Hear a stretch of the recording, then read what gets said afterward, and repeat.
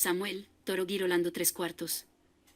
Este toro, pertenece a la raza Girolando lechero, es un toro 3/4, la fecha de nacimiento fue el 10 de agosto del año 2020. El padre de este toro es de nuevo 14370, Mosaiket, y la madre es Engenoda Reina, Brenda Teatro. Como abuelos paternos tiene a Mr. Seagulbay Maldeveset y de Sugei, 5553, et.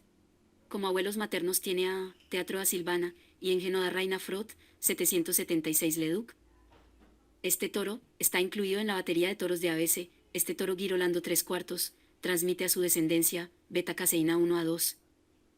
La raza Girolando es considerada la raza más versátil del mundo tropical, esto debido a las hembras son productoras de leche por excelencia. Poseen características fisiológicas y morfológicas perfectas para la producción en el trópico, con un rendimiento muy satisfactorio económicamente. Si quieres adquirir la genética de este toro, en la descripción del video, te dejaremos los datos de contacto del distribuidor autorizado.